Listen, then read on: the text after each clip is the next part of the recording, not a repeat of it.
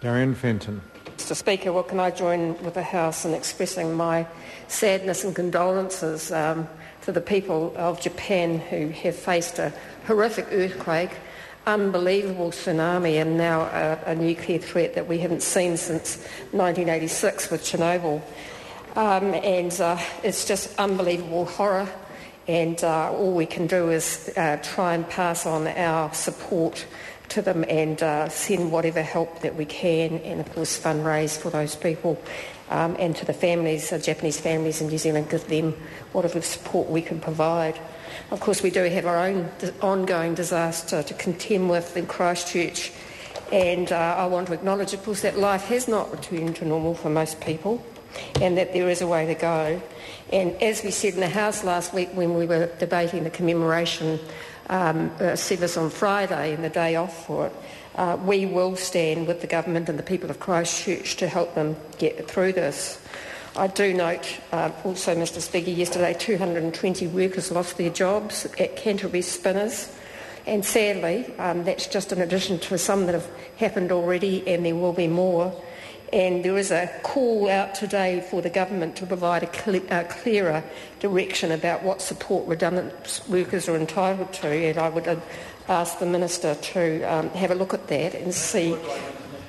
They're employed by a national firm and they're still operating, so there's some lack of clarity about Australian-owned, is that right? Yes. Well, there's definitely a lack of clarity, and the workers are very concerned about signing up for the individual entitlement because they may have to pay it back if it's incorrectly allocated to them. But today I wanted to talk about another group of people who aren't doing so well in our country. While it's important that we give our attention to Christchurch, there is a large group of people in our country who rely on the state to set their wages. Those are workers who are on the minimum wage, and those are the poorest paid workers in the country, and they're struggling because I think the government has actually put the interests of big business ahead of those people and their families. So in a couple of weeks, on the 1st of April, their pay is going to go up by 25 cents an hour. 25 cents an hour. And the Minister was told by her own department that a 25 cents an hour increase was not an increase in real terms. Under her miserly 25 cents an hour, 53,000 workers will get an increase of actually nothing. That's right. And we do want to see the minimum wage increase to $15 an hour at the earliest opportunity.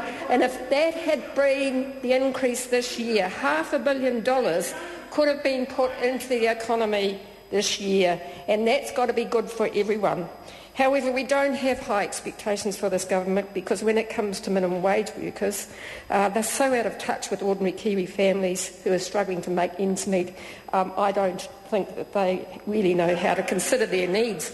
But there was an alternative, Mr Speaker. There was an alternative which goes past the arguments that the Honourable Toa Henry is yelling out across the House. There was an alternative. The Minister could have opted for another 50 cents an hour, $13.50 an hour. Now, her own department's advice was that this would put $76 million in the pockets of 108,000 workers, and this would have had a negligible impact on total employment. So the fact is, the argument that by increasing the minimum wage to $13.50, her own department's advice showed that it would have a negligible impact on employment. In fact, there would be no jobs lost and marginal reductions in the number of newly available positions onto the labour market. Now, that's $76 million that would have been pumped into the economy, because we all know minimum wage workers and low-paid workers spend whatever they earn. That's $76 million that would have helped them cope with rising petrol costs and increases in rent and food. That's money they would have had to take their kids to the GP. That's money, that little bit of extra might have helped them deal with the increasing costs in early childhood education.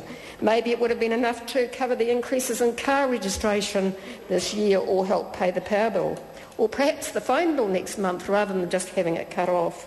These are families that would have had a little bit extra to cope with, but the truth is that the minimum wage won't even pay for a block of cheese or a litre of milk. Louise Upston.